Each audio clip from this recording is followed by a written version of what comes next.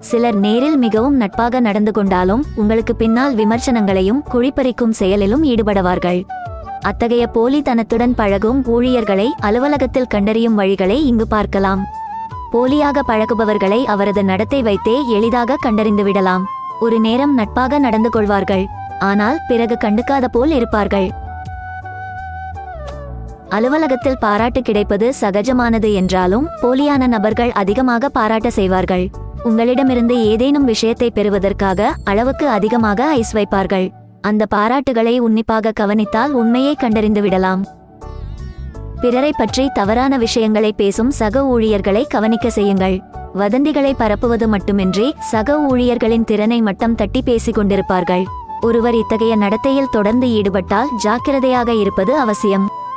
போலியாக பழகும் நபர்கள் தங்களது இலக்கை அடைய எந்த எல்லைக்கும் செல்வார்கள். தந்திரமான செயல்கள் மூலம் சூழ்நிலைகளை மாற்றியமைத்து மற்றவர்களின் உழைப்பையும் சுரண்ட செய்வார்கள். போலி நபர்கள் சுயநலம் குணத்தை கொண்டிருப்பார்கள். பிறரை காட்டிலும் தனது தேவைக்கு அதிக முக்கியத்துவம் அளிப்பார்கள். கவனம், பாராட்டு அல்லது அங்கீகாரம் பெறும் செயலில் தொடர்ச்சியாக ஈடுபடுவார்கள். நன்கு கவனித்தால் கூட்டத்தில் கருப்பு ஆடாக சுற்றித் திரியும் நபர்களை எளிதில் கண்டறியலாம்.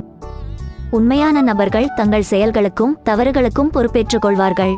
ஆனால் போலி நபர்கள் மற்றவர்களின் மீது பழியை திசை திருப்புவதில் மட்டுமே குறியாக இருப்பார்கள். உறவில் நம்பிக்கை மிகவும் அவசியம்.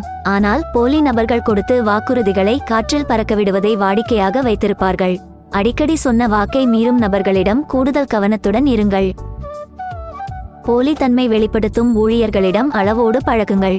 உங்களுக்கென தனிப்பட்ட எல்லைகளை அமைந்து கொள்ளுங்கள். பிறரை பற்றி யாரிடமும் தவறாக பேசாதீர்கள்.